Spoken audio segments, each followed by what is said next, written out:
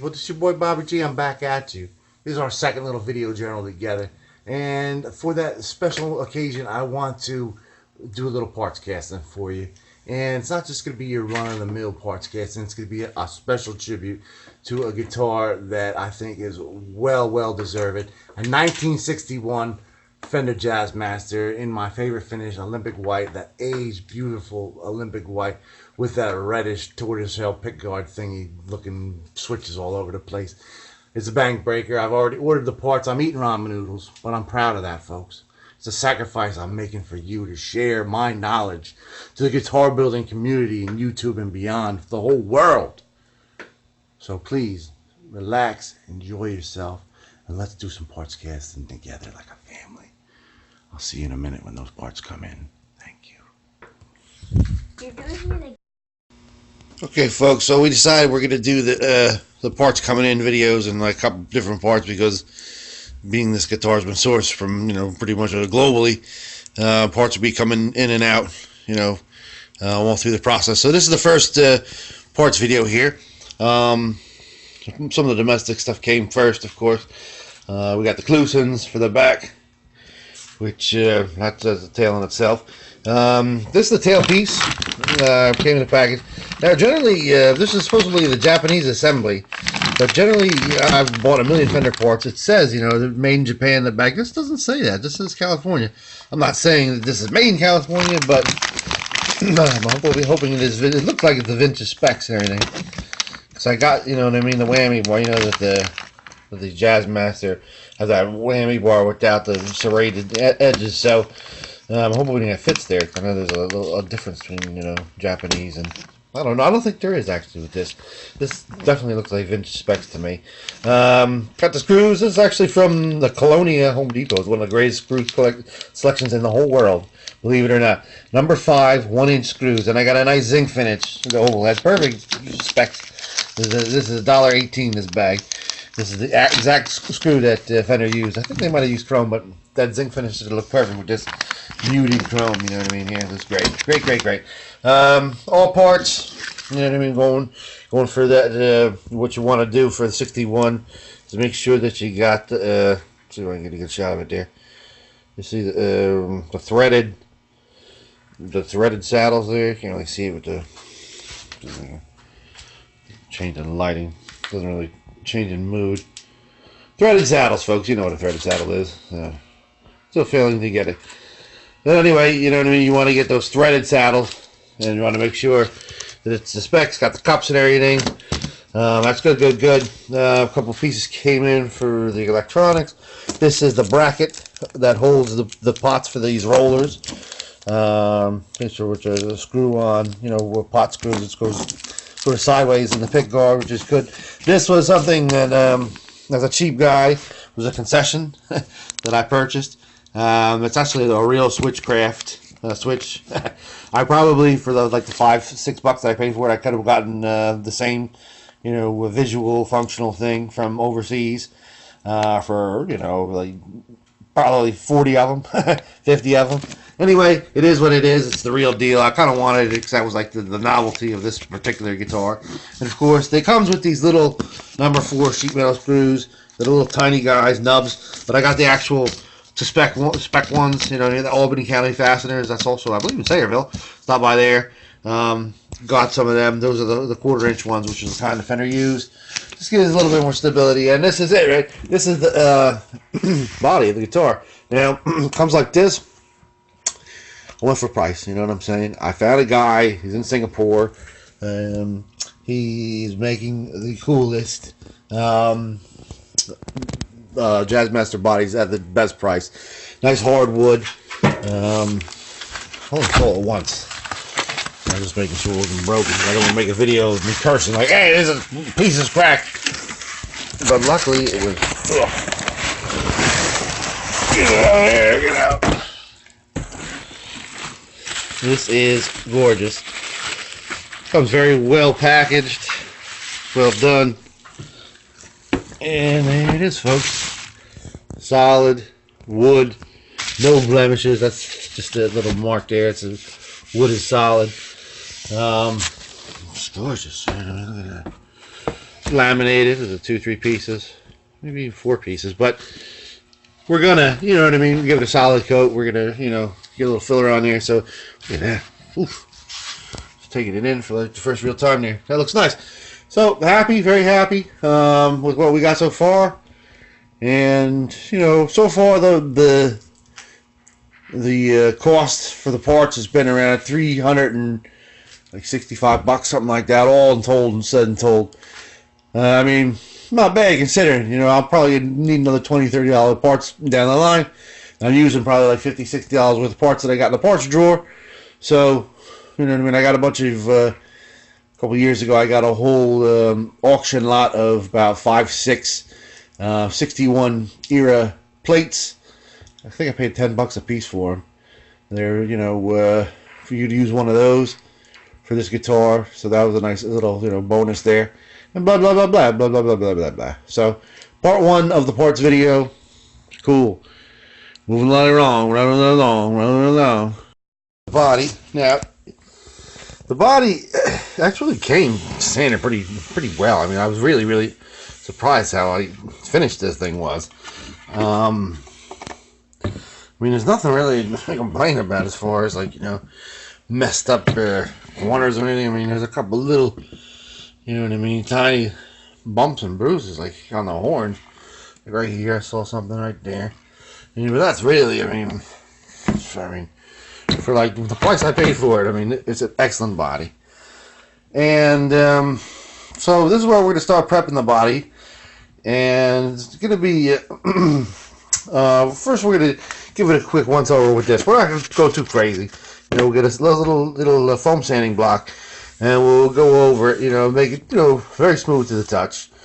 And since this is not drilled, there's no holes drilled in it. Both this hole's going to have to be drilled, and the cup anchors for the bridge have to be drilled once we get the pick guard. And so what we're going to have to do first is we're going to have to drill the neck plate holes. Now, that's pretty easy. I got a couple of neck plates. I'll just drill the holes real quick. And what we're going to do, and anybody who's a parts caster or, you know, guitar builder has a couple of these laying around. I'm sure you recognize it. And the more paint layers it has on it, the more guitars you built. This little thick, you see, build up there. This is my one for Fenders. I think that's a Kramer one over there, actually. And it's, you know, you can hang it. You know, a little hole through it, you can hang it. So basically what we're going to do is we're going to drill the holes in there. And then we're going to attach it with 2 screws to this, so we can, you know, split it around, paint it easily. Now I'm not gonna rattle can this guitar. I'm not gonna air gun it. I'm actually gonna do it by hand. Solid color too, so people are like, whoa, what are you doing? It's gonna look good, trust me. So what we're gonna do is do that and put it on the stick. And after we get it on the stick, we're gonna slather it in the plastic wood, which is actually, you know, a questionable filler. But I'm going to put it on there, and I'll show you. I'll slather it on real thick, and then we're going to actually sand it once we get it down with the plastic wood real good. I mean, slather with it, you know. We want to get rid of all that grain.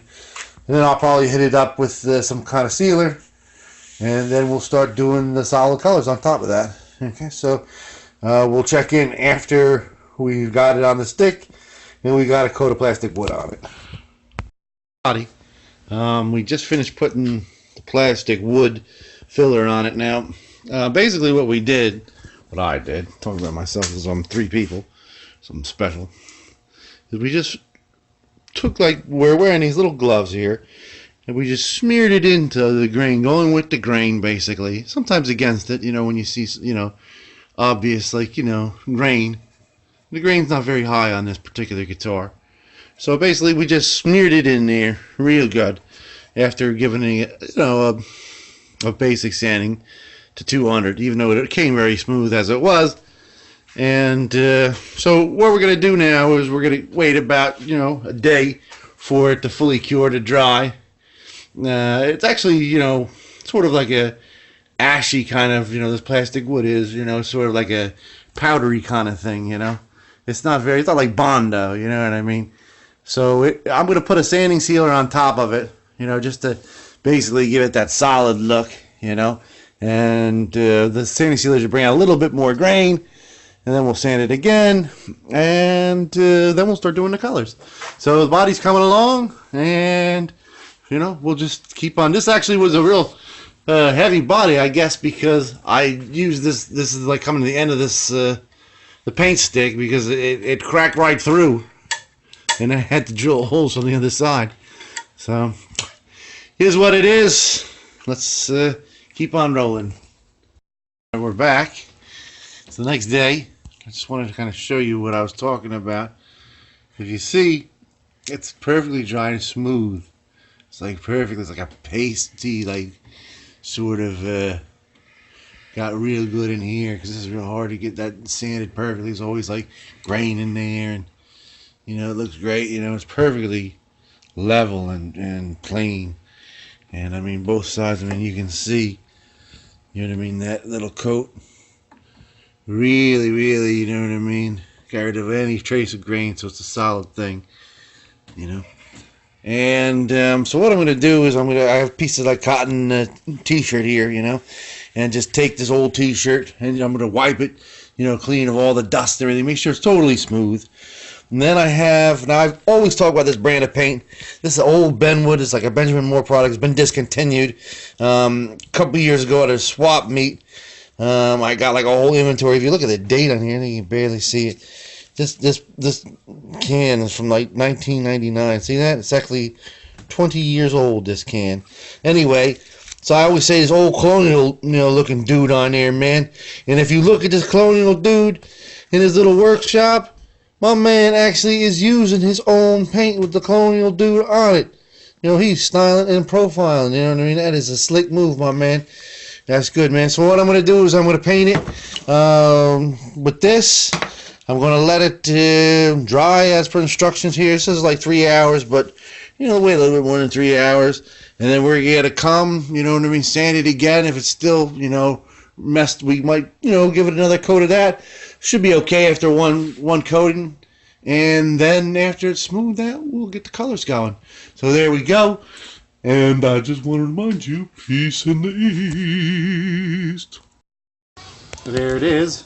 Got the coated of sanding sealer on there, and I think one coat will be good. I don't think I'm going to need any more than that. You can actually use our colonial dude friend to actually finish it. Make 2 or 3 coats and just buff it out, and you can actually use that to finish it if you like natural or whatever. I'm just using it as a sanding sealer, final filler. And we're actually going to, let me go get them. Hang on one. Okay, here. These are acrylic paints. I went to Michael's. They're like 75 cents a tube. 2 whites and sort of off-white vanilla. Most of these Fender, late 50s, early, 60s Olympic whites turn yellow. All the plastics usually turn orange, too. So I'm going to get that effect. So what I'm going to do is I got this, from my college days, these old, kegger cups, and we're going to take one of these guys and fill it right about there with water, not too much water, and then we're going to fill, we'll say we'll take, a third of this tube here, and probably like, like an eighth of this, mix that up in the water, paint it sort of like a stain with a piece of cotton cloth over top the dried sanding sealer once you get it nice and smooth, with a nice wet sand. And then we're going to do 2 coats. Then now what we're going to do with these acrylic paints, you're like, acrylic paints, what is this guy doing, man? You're going to put away your rattle cans for good, my fellow parts casters. Once you see this is going to be good. Now the second coat, we're going to put a little bit more vanilla in. So the earlier coats could be a little bit more white. So the second coat's will be a little bit more vanilla, and every third coat's going to be a little bit more vanilla, just a little bit more yellow. And we're going to paint it, like I said, with a little piece of t-shirt cloth, kind of like we're staining it, just brushing it right on after we get this smoothed out.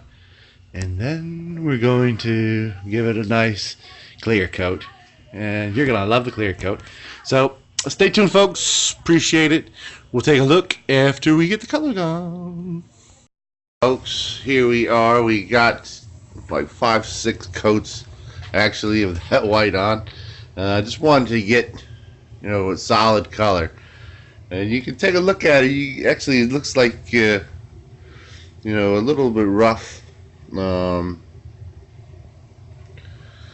Because of the brush marks. I had to actually use a foam brush on part of it because it was just toward the end very thick, so I started thickening up the paint toward the later coats. So yeah, I mean, there's nothing you can really do for this because it is acrylic paint as far as sanding it, because wet sanding or sanding is just going to mess it up. So we're going to keep it that. It looks nice and opaque for the most part and not too bad. So what are we going to finish it with, huh? We're going to finish with a little bit of poly, some lacquer. Wrong. How about a little bit of True Earl? Finishing your gun with it, you can finish your Git with it. Yes, folks, True Earl. We're just gonna put it on there again with the cloth foam brush. This we're probably gonna have to put at least, I don't know, 7, 8, 9 coats of it. We're gonna get it, spit shining. So this stuff goes a long way. This True Earl. So we're gonna start slathering that on now, and we'll let you see it when it's done. After we're done with it, we're gonna polish it up. Now between coats with the True Earl, you can wet sand that out. You can steel wool it. It's just with these acrylic paints you can't really do anything because they're water based and because it's like kids poster paint really. I mean, it's not intended for like finishing guitars, but it does give it a nice opaque sort of lacquery look. So let's hope for the best, and we'll connect on the other side. Alright, got a whole bunch of coats of True Earl on there. 5 coats, I think it is. I'm starting to get a little bit less blotchy. This whole finish that we've done from the acrylics to the True Earl is not for the faint of heart, and you're going to need a whole bunch of coats on the actual instrument before it starts looking somewhat, complete, somewhat decent. I wouldn't even label it as decent, but the whole idea here, folks, the reason I did this whole True Earl thing is I'm looking for age. You know what I mean? I'm looking for age. I've done in the past like 5 years, maybe 30 guitars. Most of those guitars I painted. And I have like 4 or 5 in the studio here, the workshop, that are white that I've done. Here's a Pacer Imperial 81. Now these guitars were all, Eddie Van Halen back in the day, and they were painted a billion times. So, this body suffered some damage. So I did it in a rattle can, no clear coat. I think it's lacquer, auto lacquer, I believe, right from AutoZone. I think it's Arctic White. I believe it is Arctic White. Looks great. It's got the eggshell sort of finish, which it really needs. It's a beautiful guitar. It's a lovely playing guitar too. Here's a Fender P bass I actually built just because I was in a band called Poseidon. It's a 61, and we were gonna play a bar, and I had a plan in my brain to dress up like Brian Wilson. And like I had the pants and the striped shirt and everything, you know what I mean? But Dougie Fresh died, my guitar player. He was on the last video actually.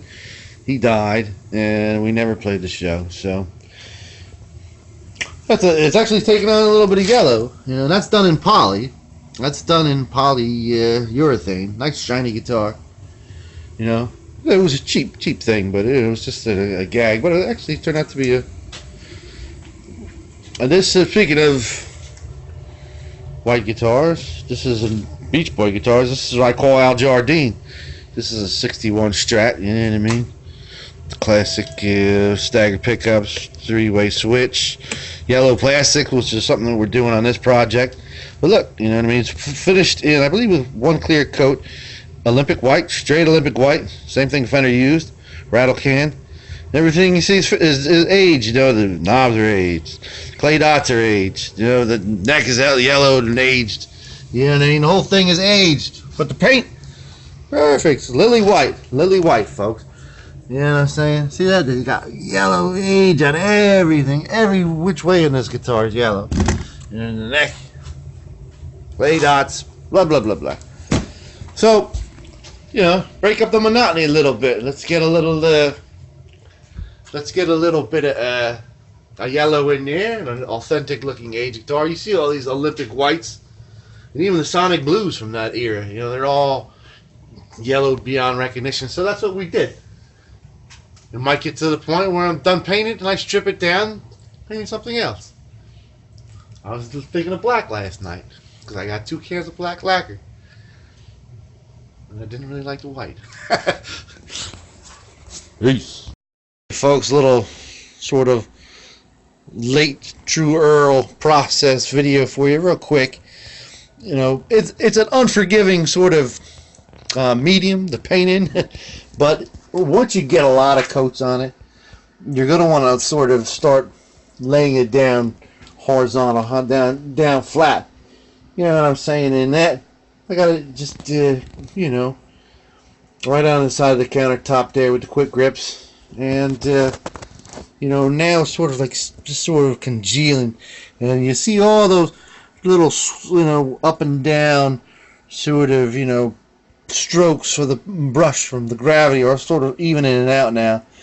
You know, it's like a weirdish sort of, I can't describe it, you know what I mean? Like, you're not seeing grain right now, you're seeing like just like a weird sort of drying oil over like a, you know, water-based acrylic paint. It's strange, you know. So the grains are sealed underneath, you know what I mean, all that child's paint, you know what I mean? That's a whole nother layer, untouched by this. So it's a weird sort of thing, you know what I mean? You're gonna want to do real thick coats, you know, about at least 6 hours, drying each side. And then we're gonna, you know, give it a nice, you know, quick wet sand, some steel wool, and maybe give it another, you know, slatherings like this, 2 or 3 of them maybe, you know, till it's really, really cased in there, and then we'll polish it up. So this is the final parts video 2, I suppose you can call it. I know we had that big debacle with that last neck from China, and this is sort of the last piece, really significant piece anyways, to hold up the matter. There's a couple little electronic pieces are still outstanding, but pretty much have everything now. The body's pretty much done. So this is the piece. So now that Chinese neck has become like a big issue with eBay, arguing with a Chinese guy. So the fight's in the hands of eBay now, you know. So I'm going to stay away from these ports. This is made here in America. It's a nice neck, a quality neck made by American right in Michigan. And I haven't ever seen it. This is an actual real unboxing video. I just popped the back so I could sort of film it. You know, without breaking it because of my stupidity. I want to film myself because I'm egomaniac. Watch myself talk later. Like a fool. Ugh. Yeah. There it is. This is actually the first time I've ever seen this neck. Made specially here. Right for me. That's what I asked. Take off that old elastical. This young elastical. Alright. Don't look if you don't want to see it. Aren't you curious? Aren't you curious? There it is. Ah, nice. Bone nut. Pretty. Pretty. Yep, this is what I asked for. I'm just going to change out these fret markers here. He said he didn't have no clay. He tried to use the most muted plastic he had. I should just told him not to put anything in there. Just pop them out. And Now the way we do that, I guess that's the next video we do neck-wise, is, man, this is all messed up. Make a little clay putty. I have a secret compound. Water putty, really, that's all it is. And you add some color to it. And you take soldering iron, drill a little tiny hole in here, stick the iron in there, right in the center, and you pull it right out. Boop, boop, boop, boop, boop, boop, boop. You pull them all out. And you put some masking tape over there with a little hole punch through it, which is a real tedious task. Put the paste in there, the filler, which Leo Fender said the actual clay dots was fiberboard. It was like some kind of fiberboard paste that he got a hold of. Like a fiberboard, whatever. So there it is, folks. Next here. Hurrah, hurrah. Hurrah, hurrah. And unlike the body, I'm not going to finish this in true oil. I'm probably going to do it in a poly. I used to have some... Actually, hang on one second. There we go. This is what I would generally love to finish it in. This is the Fender neck finish. My Colonial Dude in residence. Unfortunately, it's empty. I saved the can. Doesn't exist. Hardest thing to find, folks. This is the best all-in-one thing to finish a Fender neck in from the 60s. Late 50s, man. Does not exist anymore. So this is the closest substitute, unfortunately. Not as good. But it works. I've used it. You know what I mean? Whatever. So that's where we're going to do it. Put the decal right on here. The tuners. I did a little gripe video about the tuners coming up. So, blah, blah, blah, blah, blah, blah, blah, blah. Almost, what's that, 75%, you think? Something like that? Ooh. Alright. Folks, well, we're done popping out all those little fret markers. Pretty much did what I said I was going to do. I drilled a little tiny hole in all of them, as you can see. Stuck a hot soldering iron in them. Started smoking. Took this coarse sheetrock screw. Pulled it right out. Clockwork orange didn't break anything. Didn't, you know, they're all still perfectly round. They're going to hold that clay fiberboard compound perfectly. I'm going to hold off until we're done painting it. I'm going to tape it right now, and we're going to give it a quick sanding before we do the actual paint of the poly. Get it nicely taped off and everything on the front here, and I'll catch you then once we get it all painted on the first coat. Alright, so here we are, taped up. Did a real careful job taping her up. Got a little bit of nub of masking tape there in the truss rod so we don't gum anything up. Not going to put too much of the paint on it. We're going to paint it with this, and then we're going to do a clear coat after we're done. I get, you know, foam brushes that are sometimes bigger than they need to be, and I cut them down so they're exactly the size. I don't want to gum up the sides of my little paint jars there. Get many guitars out of a little jar like that, believe it or not. So here we go. What we're going to do is we're going to paint this headstock first and around the sides. You know, I got a little tiny brush too. And what we're going to do is after the sides are painted, we're going to take I have a hook here that extends from the wall. We're going to take it, we're going to hang it up with the painted side toward the hook through one of the holes there real carefully, very, very carefully. Bang.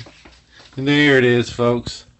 We just got to paint this side of it very carefully, making sure we don't spill anything. Let it dry overnight, you know.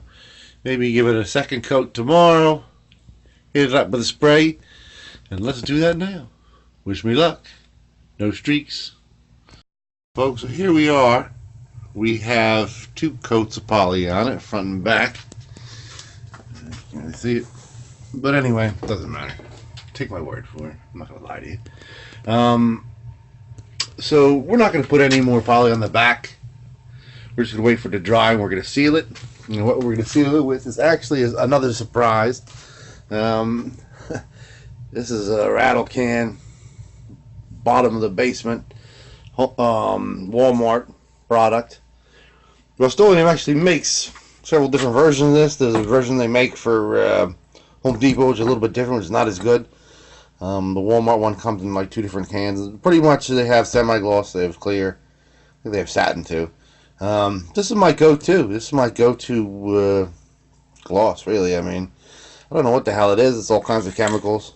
It's I thought it was originally enamel, but apparently it's like closer to lacquer than enamel. But it's, you know, it's definitely, you know, effective for the back, you know, just to seal it, a real light coat. The front, I'm not going to seal it because for some reason you clear coat poly, it's got all kinds of chemicals and they all like seep out of it. And if you run through the clear coat just a little bit, especially we're doing, you know, a lot of sanding on there to get it smooth on the actual front of the headstock, you know what I mean? It gets all ugly. So I'm just going to put another 2-3 layers of the poly on the front, and then we're going to put the decal on at the end of the build. I figure in most of the decals I bury them, you know what I mean? I don't do the Fender way where they just put it on top, you know, hello, goodbye. I bury them under like, you know, 20 coats, and then, you know, I buff it out and make it look like, you know, there was no decal, and it's just, you know, part of the, you know, the process or what have you. But in this case, I'm just going to do the Fender way. I'm just going to put it on top of the, you know, finished headstock and, you know, wait for it to get it messed up. And 10 years down the road, I'm going to take this guitar apart and probably rehaul it and put it underneath the paint. But for now, I'm just going to do it the Fender way. You know, I don't have any guitars like that, all, you know, for authenticity. And, you know, we'll see how it looks. But that's not till the end of the build. Figuring you're going to have to manhandle it, putting it onto the body, putting all the, you know, tuners on, and putting, you know, the string trees on, and the strings, and the blah, blah, blah, blah. You know what I'm saying? So, for a decal, that can be a little rough. So I'm just going to put it on at the end. You know what I mean? When the guitar is ready. Okay? Okay. All right. Bye. Folks, so here we go. I've pretty much wet sanded it up to 800 grit. Have coats of it. I actually went with enamel for the front. I put a coat of it. I was just getting too many shiny, you know what I mean, chemical blends from that horrible Minwax. I wish I had my Colonial dude. That Colonial dude never intercepted with any kind of other paint, you know what I mean? Never intercepted with itself. You know, it was always clear. That polyurethane has those streaks. As you can see, I've coated it with a spray enamel here, and I'm not going to go too crazy. You know, I still want to see a little shine pockets here before I hit it up with the steel wool. You don't want to run through it. You know what I'm saying? You want to have a couple little uneven things. And I got a little piece of real fine steel wool, the finest. I have a little sanding station here. Actually, I have an old easy chair down in the corner here in my workshop. You know what I mean? You want to be comfortable when you're doing it. So I'm going to sit down here, take my time, and just do a good job on it. You know what I mean? And when it's done, I'll put a pause right here, and we'll come back. Alright, so there it is, folks. It's basically what you want to do is you want to unshine it. It's getting a little bit of shine there off the light, but you want to ungloss it. Let's just put it that way. That's what you want to do. Don't go too crazy like you can see sometimes on the edges or little junctures, the little shiny things, and then you start steel wooling it and it starts getting bigger, and leave it alone. You know what I mean? That means you're getting a little breakthrough to a different coat of a different paint or something. Just stay away, you know what I mean? You get a bald spot there, and that's going to be a real pain in the neck to clean it up. So you want to, like I'm saying, leave it before you take this tape off, because you might want to put another coat of something on it again. Leave this tape on for a day or two, let it harden up. I mean, it's still, you know, the paint's still soft. This paint takes at least, you know, a week or so to fully dry. But we can take this tape off tomorrow and start cleaning up, you know what I mean, you know, where the rosewood junctions are, fill it up with the putty, and then we'll put the tuners on there. Now, perfect. I took the tape off, and it's like, wasn't even bothered. You know, we hardly any kind of bleed through. The lines were real sharp. Gave it a quick, you know, little bit of steel wool around the edges. Even it out. And now, what we're going to do is we're going to tape it up. and get the putty all mixed up, and I'll put a pause right here, and we'll come back on the flip side once we're all puttied up. Okay, now we got it taped off. Just basically standard masking tape, good old-fashioned hole puncher, and just stick it on there by the holes. Now the idea behind this is the putty gets in the tiny little cracks of the grain of the rosewood, and it's hard to get out. You got to do a lot of sanding. I saw there was actually some like white stuck in here from, I guess, the manufacturing process somewhere. It's kind of glue or something. I'm not sure what it is. I'm gonna have to take like a tiny needle to it to pull it out. But anyway, so you're not gonna want to get, you know what I mean, any of the putty in there. So right now we're ready for the putty, and I'm gonna put you on the pause. We're gonna apply the putty with just a popsicle stick, and give you 1 minute.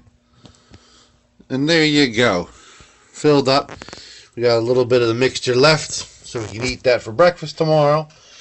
And you know, we put it on there nice and thick, pushed it in there, applied it with a smaller stick, pushed it back in there with a larger stick, and put it back on. So, you know, push it in there twice so it's good and filled. You're gonna wait for this to totally cure. You know what I mean? Let's go overnight on this one. Just make sure that it's totally hard, and then we're gonna hit it up with some 200 grade sandpaper. I have a little strip here, you know, when you perfectly fit right in there, get in there, and then go even smoother on it. Totally down to the tape. Take the tape off, and we'll catch up with you then. Thanks again for watching. Carrie. So it's the next day. For the most part, it appears to be dry. You can see that the actual big glops of it, and here's a crayon. It's like hurt yourself on that. It's so hard, sharp edges. But if you take a look, you know, you can see where the holes are. And I'm not saying that it's still wet. We're gonna let it set a little bit while longer. So it's been about 6.5 days since the last coat of paint on the body. So let's let this set a little bit and focus our attention on the body. So come the time now to start getting the body prepped for final finishing. First thing we're going to want to do is we're going to want to take it off the stick. Now, if you take a look here, these are fairly well entrenched in the finish. I should have backed them off a little bit toward the end there, but I didn't, because this paint stick was a bit compromised. I didn't want to, you know what I'm saying, because it's pretty heavy body as is. So basically, we're going to do that, and we're going to, you know, sand those little holes down. Then we're going to take this over to the sanding chair. We're going to hit it up. Most likely we'll start at 400 grit using the sanding block, go up to 800 grit, maybe 1,000. Then we'll go to steel wool for the sides, especially. We'll start at 000, then go to 200 steel wool, and I'll catch up with you then. We'll probably do a buff with car wax. We'll just take a look at it, what it looks like. I might actually want it matte, so let's take a judgment call right around, you know, after we get the shine off this guy. Well, I've finished de-shining it, and it's ugly. It's really, really ugly. Uglier than I thought it would be.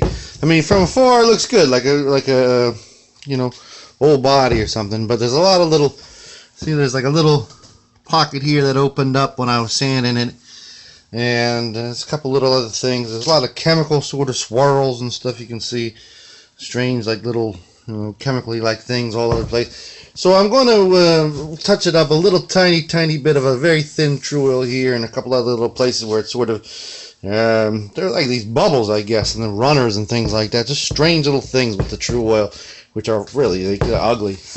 And then we're going to take, you know, a magnet to it and get all the steel wool out of all the little crevices, and blast it with the buffing wheels. Let's see if we can get a little bit buffed out. I put the neck on there, fit like a glove, like I said. Might have to re-drill one of these holes. Looks like it was a little off. Anyway, see on the flip side, we'll buff this guy up and see what it looks like. Unshine, reshine. Alright, well, we're pretty much done with the polishing. It doesn't even look polished. Really. It looks like a dull old guitar. Which is really, I mean, I keep reminding myself this is your intention. It's a slight relic kind of a thing. Did both sides. It was a real pain in the neck. Get it smooth. Even though it doesn't look smooth. Really does kind of mimic lacquer, like the old lacquer. I'm not saying, you know what I mean, my hands are all full of car wax. Basically, just use the pick guard as a guide. You know what I'm saying, to what I had to work on, what I didn't really care about. It was under the pick guard, didn't really care about as much. Just use the old, you know, reliable turtle wax system, rubbing compound, polishing compound, and then just super hard shelled turtle wax. I mean, it was developed in the 50s, and this is sort of like a, you know, early 60s guitar, so, you know, that's kind of shine we got on it. Nothing too, you know, overbearing. You know, we don't want it to look coming out there like a shiny new dime. And that's why we went to the painstaking trouble of making it terribly yellow looking. I don't know, it doesn't look that great on camera, doesn't look that great in person, but I mean, it does look old, it does look relic-like.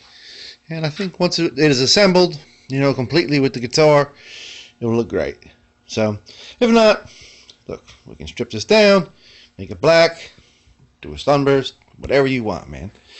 But I think it's going to stay. I think the Olympic white is going to stay. The Olympic night. Alright, so now we're going to start getting ready to actually put this guitar together. The Jazzmasters had like these brass shields, like body shields. Like I think it was 3 pieces. They were all soldered together with little wires. And then there was a aluminum shield that went over the pick guard, you know, completely. You know, everything was about shielding back then. These Faraday cages, these Faraday shields, to prevent, you know, stray sort of, you know, signals coming in. I remember when I built that the 59 Les Paul, I made some pickups, and I was picking up some kind of like AM radio station in them or something like that. You know, there was no shielding in there. Maybe if I shielded it, I, you know, wouldn't have to. I rewound those pickups, but I like to do it because, you know, wanted to get the correct bobbins on there. But anyhow, so what we're gonna do, I mean, we're not gonna bother with buying, you know, the Repro brass shields, you know, they don't fit, having to, you know, gorge things out. It doesn't have to be perfect. I mean, the Faraday cage was made out of like a cage, you know, like a, you know, mesh. So it doesn't have to be all entrenching. People don't understand that. We're just gonna try to cover the back of the pick guard, you know, so everything's sort of grounded, you know, all the screws, you know, touch a little piece of tin foil. We're gonna use this tin foil tape, you know, this old, you know, the adhesive tin foil tape, the big roll of it. We're gonna, you know, in here with the pick guard cavity and everything in here, and we're gonna go across the middle here, a little piece in the middle on the pick guard here. So you get like, you know, a full shield. You don't have to go crazy, but we're just gonna go do it real quick on the back of the pick guard in this inside cavity now, and give it a pause and show you when we're done. And there we go. So as you can see, we got a little bit of foil up there on the edge, foil on the side, foil on the bottom, foil everywhere. I mean, you can use copper, you know, tape too. It's, you know, supposedly a little bit better, but I mean, the whole Faraday shield to me, a little bit of bunk. But the idea is, you know, there's a connection. See how we got it. This one's real ramshackle. Touching pretty much every screw. Touching the bridge. You know, just so it touches. And see how it's going to touch, you know, this part in the middle here. It's going to touch those going over. All right there. See that? Make a little contact. So it's like a full, you know, it could be like a full cage in there. So, you know, there it is. You know, the Faraday cage, assembled, shielded, totally shielded, bruh. It's all danoed out. So now we're gonna start putting the electronics together. and finishing up the neck, and that's about it. We're almost there, man. Now what are we gonna do? Well, this is the part I really dreaded the most about this build. Thinking about it, I should have thought about the finish. We have to drill these holes. I mean, there's no point in delaying it anymore. So I have that. Remember, I got the extra pick off on my face from China. We're going to use the extra pick guard while we're starting to work on electronic assembly on the other, the pick guard we're going to use, and we're going to, because they're the same, you know what I mean. And we're going to screw it down the body perfectly. We're going to use the same screw holes when we do the final assembly. And so we checked this little piece here, the cup, and what we went through the holes and everything, and see this hole a little too big, this hole a little too small, and this hole right through. See that? That's the perfect one. So that happens to be, what is it? Something like 23 64ths, which this happens to be that same exact size, 23 64ths. And we're going to, once we get this screwed down, we're going to drill a little tiny pilot hole in the middle. Then we're going to take it over to the drill press. And we're going to, of course, tape off the actual height here. Put a little piece of white masking tape here so we don't go too far in the body. Sink it down and just pray we don't mess it up. And then we just go about our lives and just get ready to rumble. So I'm going to pause here and we're going to see if it worked out. I'll either be crying or I'll be lying. I might even be dying. If I'm sighing, we'll see. And there you go. Not one curse, no screaming, no mistakes, perfectly flush mounted. Now, see, check this out.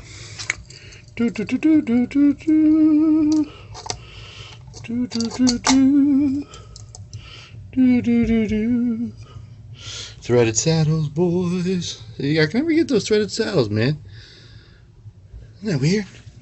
Unthreaded. Alright, well, there we go. My life is complete, folks. I did it. You can call this shield part 2. Now, because you're going to be grounding to shield, or like the pickups and a couple, other things with the schematics here, we're going to check to make sure that this shield is grounded out. Looks like it, but you just want to triple check. Now, see how we can touch these two together, and we're going to get a little jump there. That means that there's, concurrent current.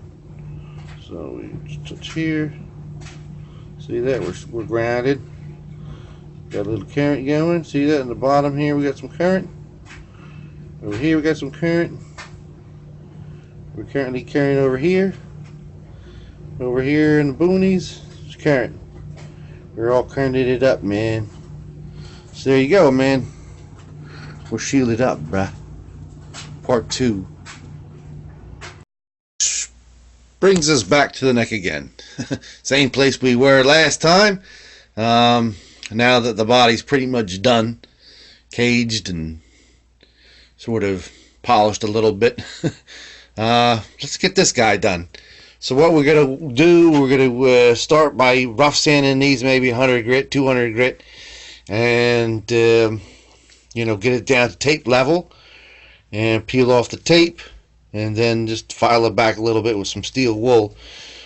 We don't want to even get the powder from this into these little rosewood frets, but now that it's pretty much fully cured, it's not that big of a deal.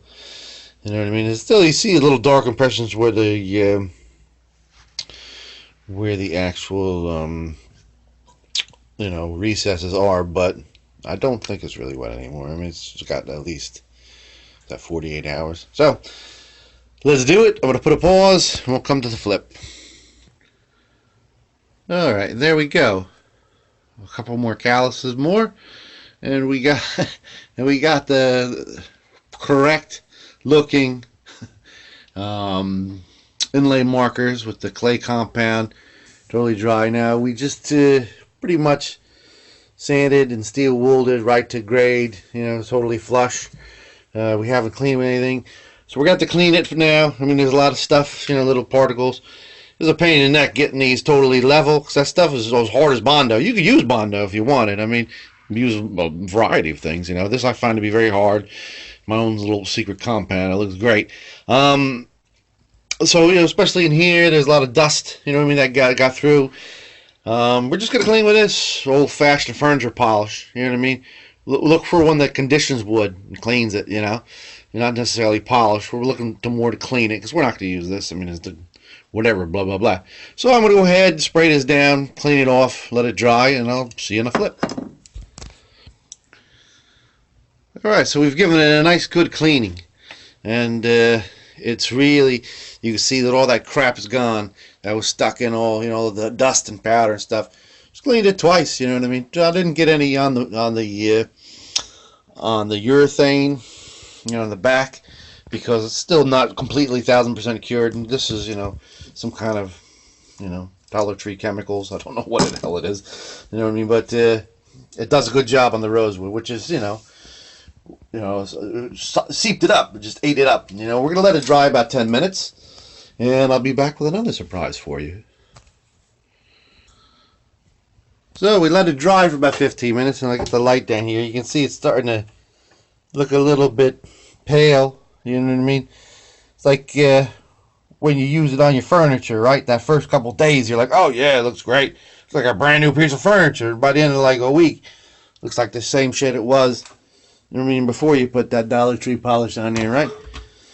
But right now, we're going to eliminate that, and we're also going to take a little side step. I don't know, about 15 years ago, I used to hang out at this guy, Phil Patillo.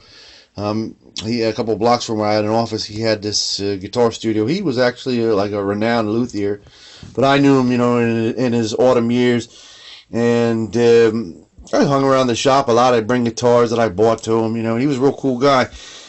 He gave this to me, actually. He gave me 2 packs of it. This is the last of it. He had like a whole box of these at the time. This is lens paper. Basically, we've already crocused out these frets here. And right before we're going to do the final dressing, this is what he told me anyway. I don't know exactly, I never saw him do it. This is what he explained to me. You're going to take, these cloths, and you're going to use them as if they're sandpaper, and just clean them as good as you can. I mean, it's a strange sort of way, but he says it gives it more resonance. And also, you're going to put some oil on the fretboard, and it's something to sort of congeal with. And speaking of the oil on the fretboard, what people say, what are you going to use? Linseed oil? What are you going to use? We're going to use this old Mother Nature's laxative, mineral oil. Mineral oil. We're just going to, after we've dressed the frets with the lens cleaning paper, we're going to, which is like tissue, like a piece of tissue. We're going to dab this on very liberally with a piece of cloth, cotton cloth, and very liberally, and then we're gonna let it set all night, until it's all seeped in. And then tomorrow we're going to put the tuners on. Have to pop in those tuner bushings. You want to try to keep that grease, the Earl, off of the headstock, because we have a matte thing going on there, and a couple drops of it to give you a shine pocket. Likewise with the furniture polish. For you at home are following along with your own little Jazzmasters. So there you go, my man, my people. Let's grease that up, and then that'll be the last comeback for today on the neck. Oh, there we go. Now, this rosewood was so hungry, it was like, feed me, feed me. It just seeped it right up. I might have to even put a second coat of that mineral oil on there. Mineral oil. Thank you, Dr. Patillo, the late, great, my good friend. Miss you, my brother. Oh, the fuck.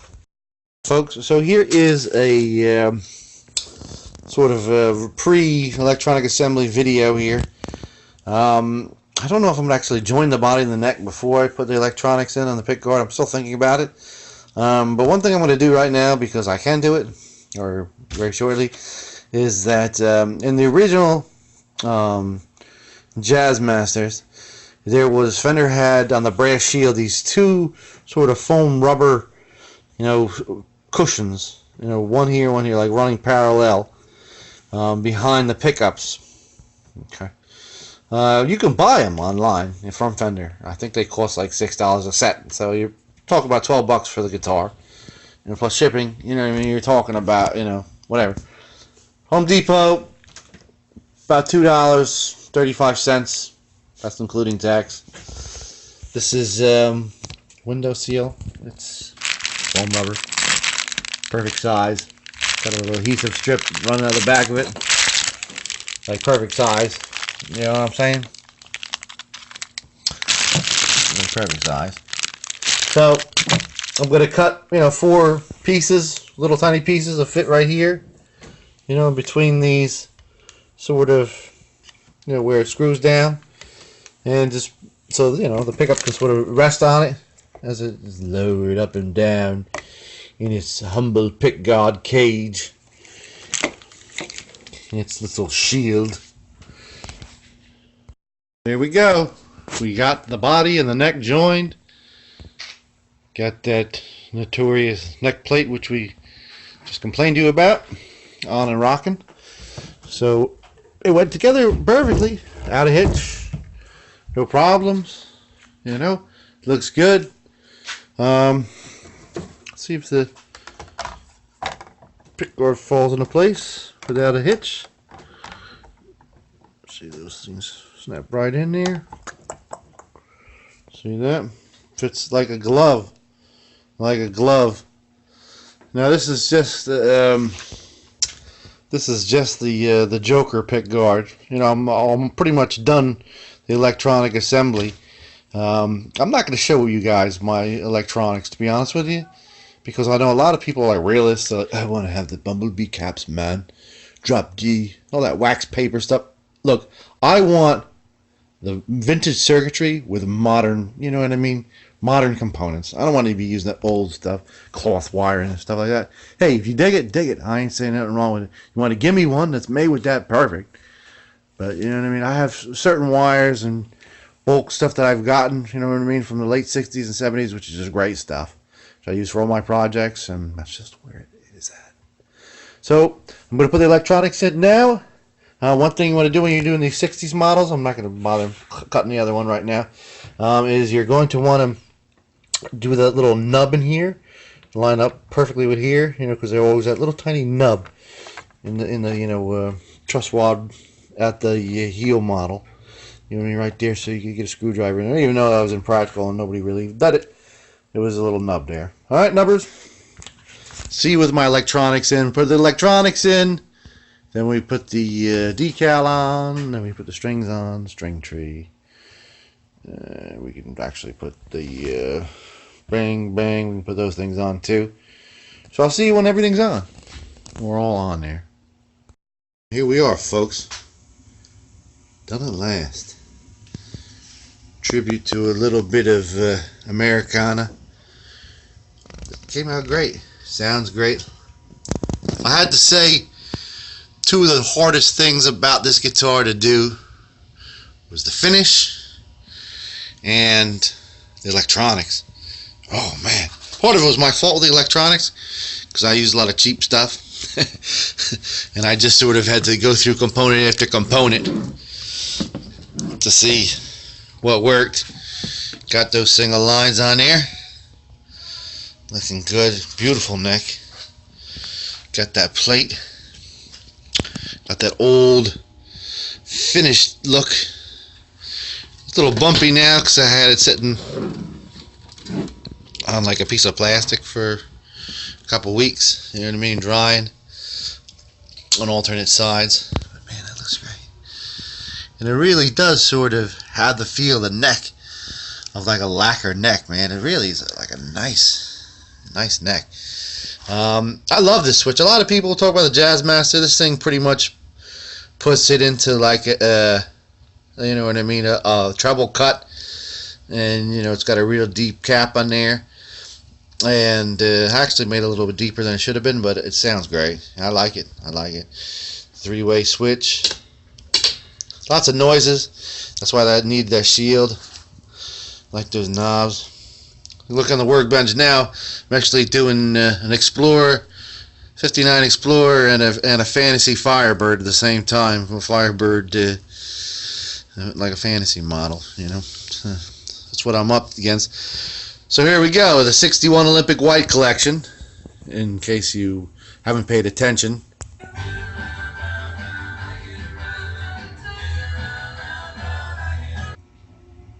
Actually, I think the Beach Boys is more of a Jaguar, but you get the idea. As you can see, it's definitely the oldest, yellowy looking thing. One thing I don't get that's kind of cheesed me off is the only kind of vintage bridge you can get from Fender. It's got like a strange spacing here. It's like, I don't know why. And the only kind of, real threaded saddles you can get is the original spacing. So it's got like sort of a fan out thing. I mean, that's really like a nitpicking it. You have to really check it out. But other than that, it's a great guitar. It plays good. And has that weird true oil finish. It really mimics like an ancient lacquer. And it's just a great guitar, It's got that ice pick sort of feel to it. I've been playing it for about a month now. This little tiny amp, and I really dig it. You know what I mean? I think everything about it is just like hip. You know what I mean? It's got the original circuit. Just a great guitar. So now I'm going to surprise you all with a special guest star here, and here he is to give you a little preview of what this baby can do.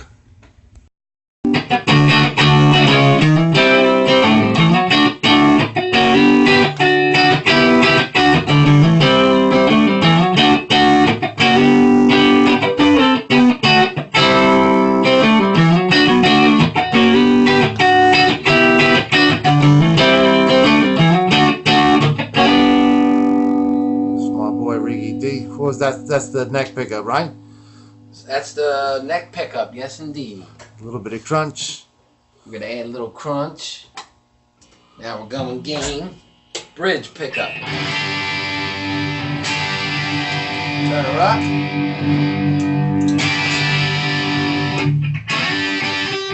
Ready? Yep, I'll roll.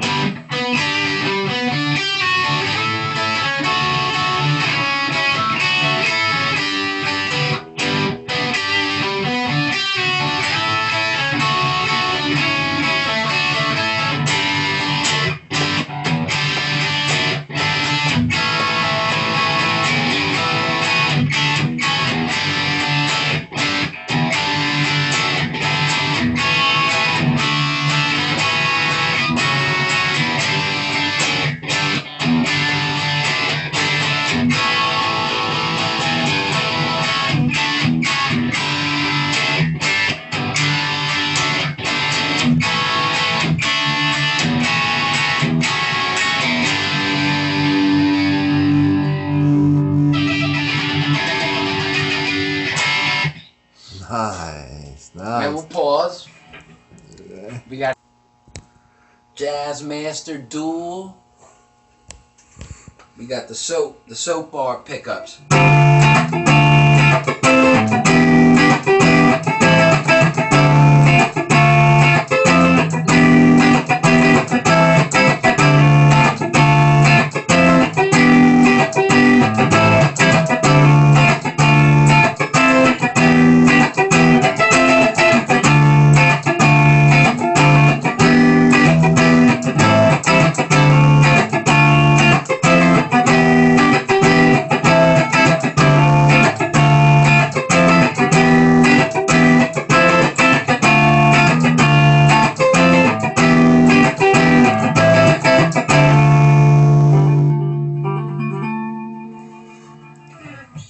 That was beautiful, my man.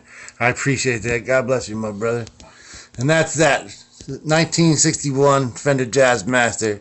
Handmade, Bobby G. Olympic White. Take care.